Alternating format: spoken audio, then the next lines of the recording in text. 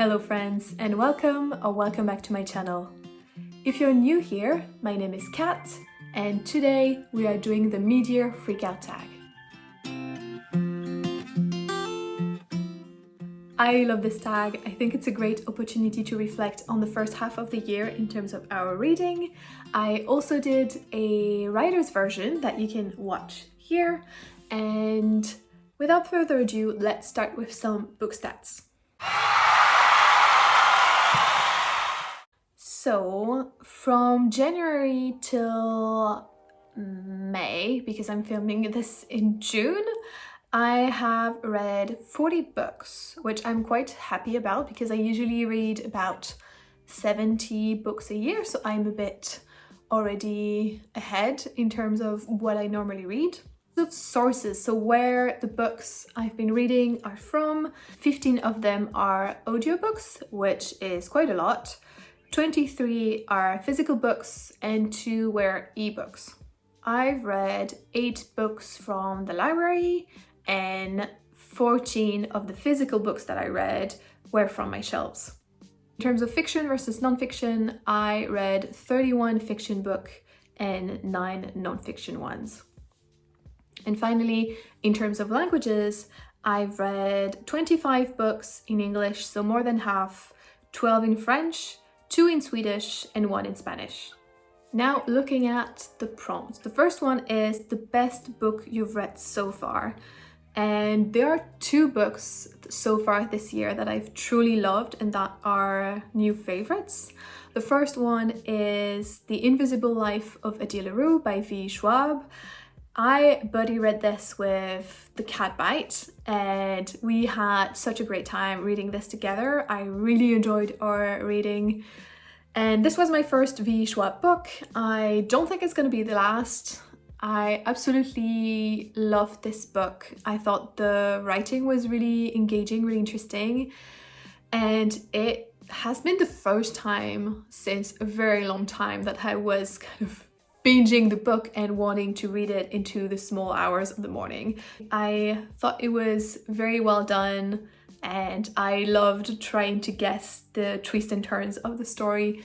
Again, a very wonderful read that I really enjoyed. The next book is Sorrow and Bliss by McLean, where we are following Martha, who is very much feeling down in her life, like something is not right and she's not doing okay. It's impacting her marriage, it's impacting her relationships, her work. And so we follow her story as she tries to figure out what's going on and get a diagnosis. I thought it was very poignant, and from the very beginning of the book, we know that her marriage is in a very bad place.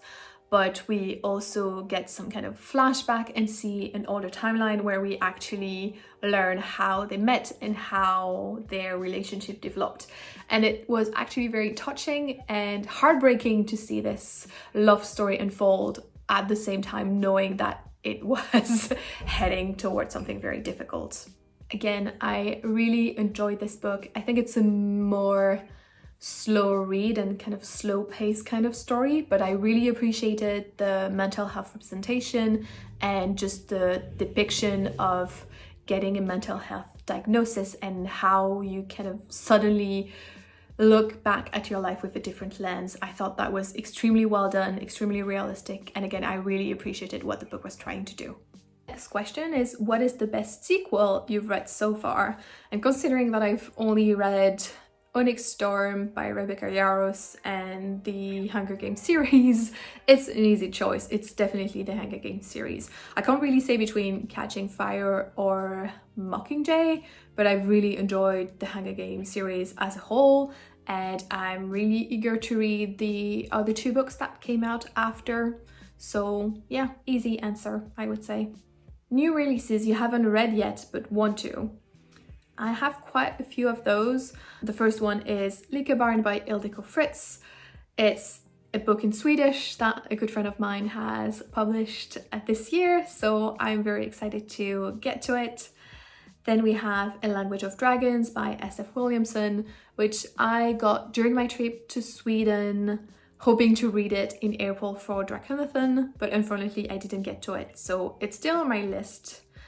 Then we have Gifted and Talented by Olivie Blake. This would be my first Olivie Blake, but what really caught my attention was just this high intellectual potential / giftedness representation. It's not something I've really seen in a fantasy book before, so I'm quite keen to read it and see how it's handled. And then the last one is Death of the Otter by Nnedi Okorafor.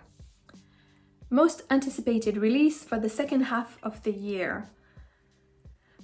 I don't really follow new releases, and especially now that I'm trying to do a low by year, I try to stay away from temptations if I can. I'm not necessarily doing a great job at it, but I'm trying. So I don't really follow new releases as a baseline, and even less so this year.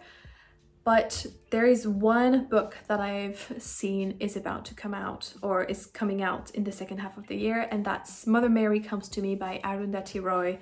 And Arundhati Roy is an Indian activist. She's also a novelist. She's published a couple of novels. The first one being The God of Small Things, which is kind of a very important novel in the South Asian literature kind of landscape. It's a book that I read when I was studying Hindi, and that really impacted me at the time. I still have not read her second book, but this is quite an important author and a very interesting woman. She's coming up with a memoir, and I'm very curious to read more from her and to read her own story. Biggest disappointment. Sadly, this goes to The Phoenix Keeper by S.A. McLean. I buddy read it with Melanie from A Dark Corner of the Library, and that really helped make the experience better. I had a fun time reading this book with Melanie, and I was really excited because I had such a beautiful edition. Unfortunately, this book didn't work for me, and now with a bit more distance, I don't even think about it anymore, and I think it's very forgettable. I felt the main character was quite unsufferable. She's described as having social anxiety, so I kind of appreciated the representation on that front, and I thought it was done quite well in the beginning of the book, but then later on it kind of becomes an excuse for her just acting really rudely with the patrons of the zoos where she's working, with the people around her, for neglecting her best friend and all those kind of things. So that's the main thing that I remember. Actually, I know that I had more gripes with this book, but that's the thing that stuck with me. And if I've already forgotten so much about it, again, it tells you that it was not a very memorable read, at least for me. Biggest surprise. I would say The Hunger Games by Susan Collins.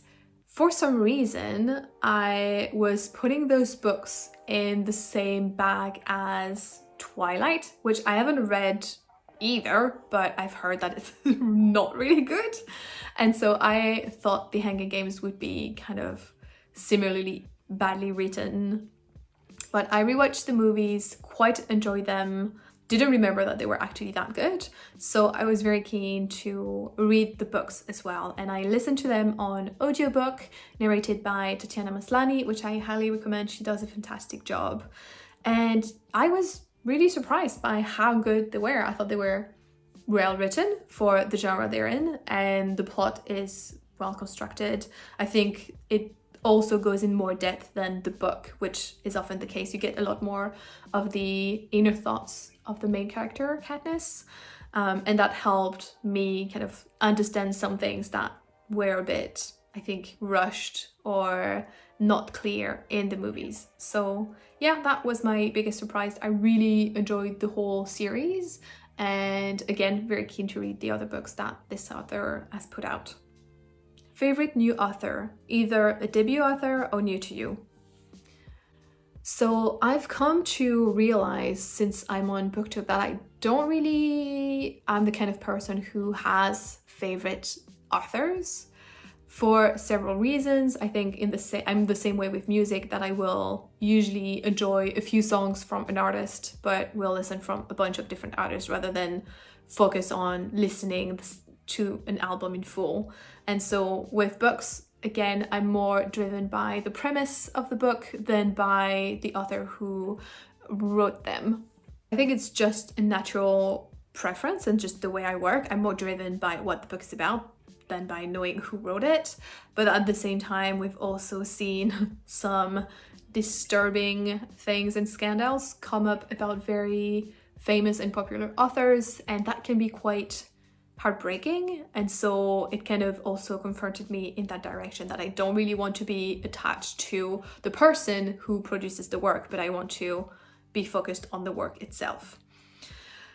That being said, even though I wouldn't say they're a new favorite author, an author that I'm quite keen on reading more from is V. Schwab, again, because I really loved The Invisible Life of Addie LaRue, and the premises of other books they've written are also quite intriguing and interesting to me. So yeah, I'm quite keen to read more from that author.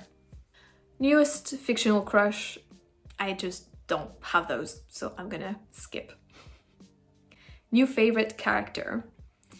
I've read mainly books with kind of grey or deeply imperfect characters, so it's hard to have one that I would really root for and really admire or want to have as a new best friend or something like that. But I've read some really cute graphic novels or albums, and so the Tea Dragons from the Tea Dragon Society are absolutely adorable, as well as the owl in Night Owl.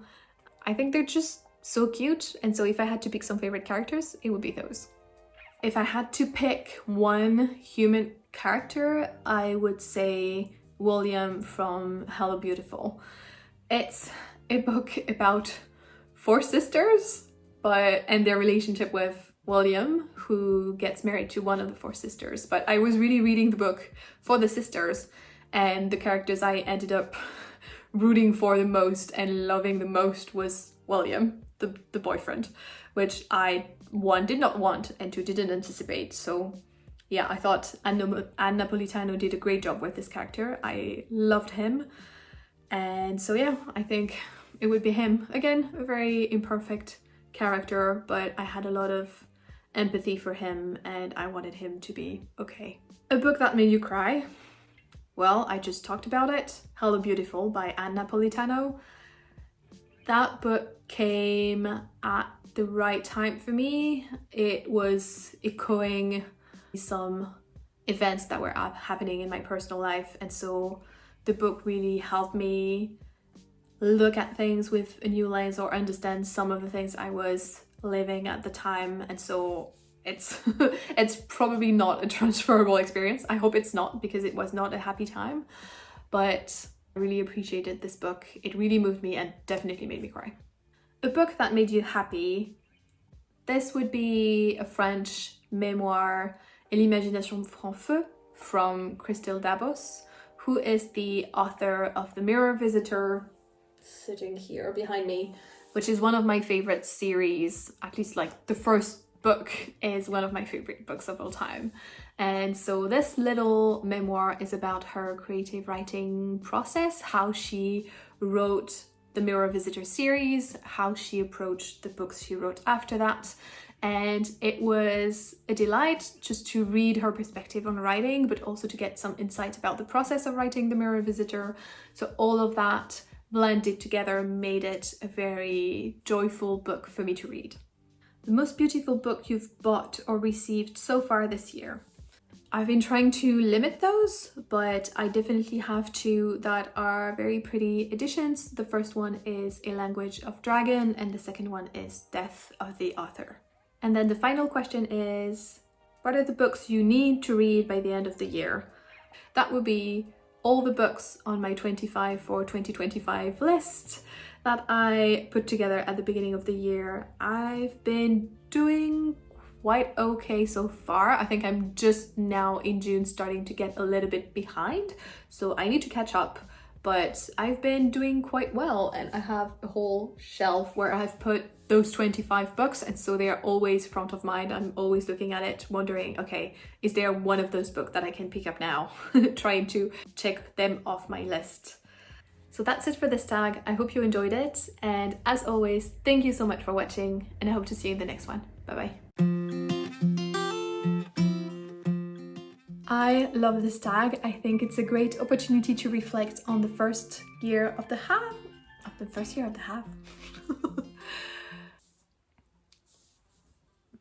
All the books on my 25 or 20 to 20. Blah.